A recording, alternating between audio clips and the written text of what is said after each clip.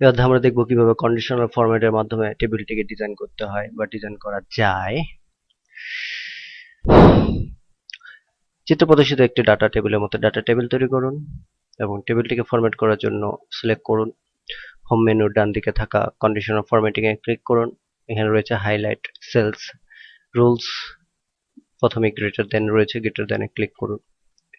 এখানে আপনি যদি চান গ্রেটার দেন অর্থাৎ তার চেয়ে বড়, অর্থাৎ আপনি যে টেবিলগুলো সিলেক্ট করছেন সেই টেবিলগুলোর যে সেলগুলো আছে সেলগুলোতে যদি আপনার 3টি লেটার থাকে বা 3টির বেশি লেটার থাকে তাহলে সেই সেলগুলো এবং লেখাগুলো কালার হয়ে যাবে।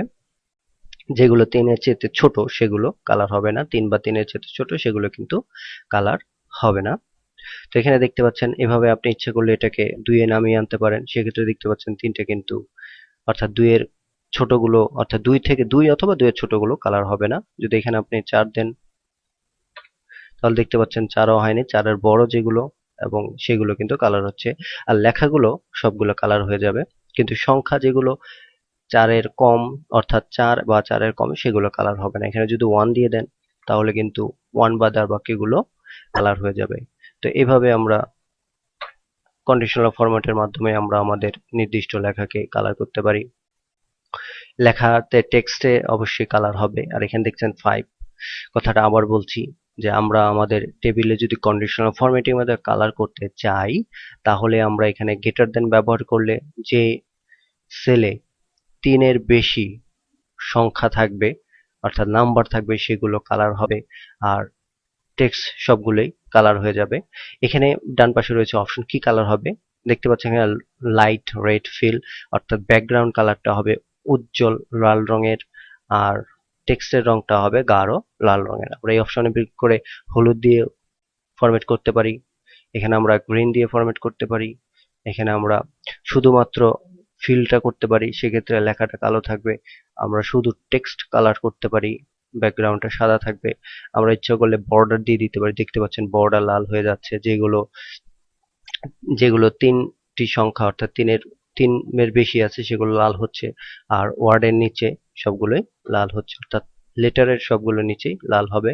আর সংখ্যার ক্ষেত্রে, নাম্বারের ক্ষেত্রে 3-এর বড় যে নাম্বারগুলো সেগুলো নিচে লাল হবে। আমরা কাস্টমাইজ ফরম্যাটে গিয়ে আমরা ফিল কালার চেঞ্জ করতে পারি। যেখানে আমাদের লাল ছিল, আমরা যদি এখানে ফিল কালার চেঞ্জ করতে চাই তাহলে কাস্টমাইজ ফরম্যাটে গিয়ে আমরা ফিল কালারটিকে চেঞ্জ করে দিতে পারি।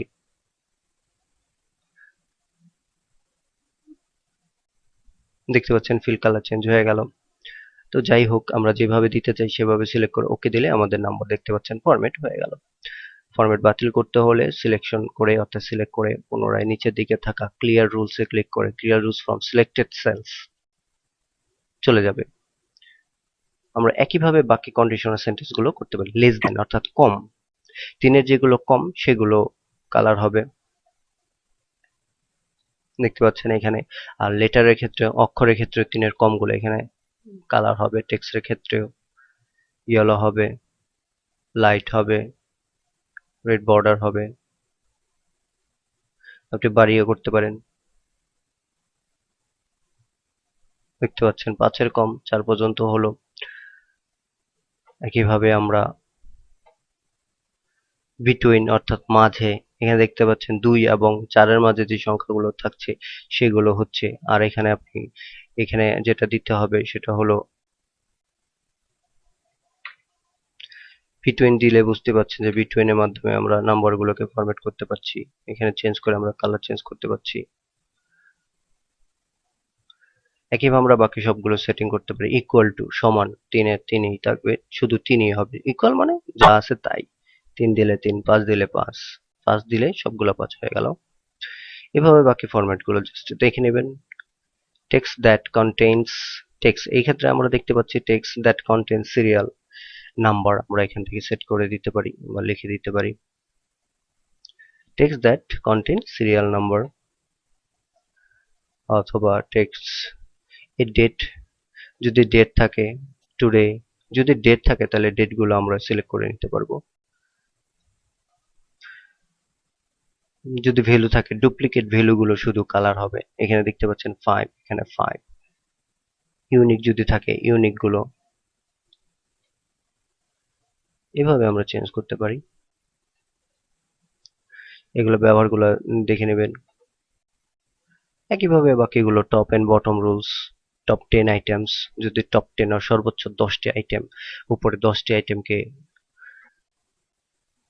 আছে টপ 10%, অর্থাৎ 10% পুরো সেলটাকে পার্সেন্টে হিসাব করে 10%, 5%, 20%, তো এইভাবে পার্সেন্টেজ দিয়ে আমরা ফরম্যাট করতে পারি।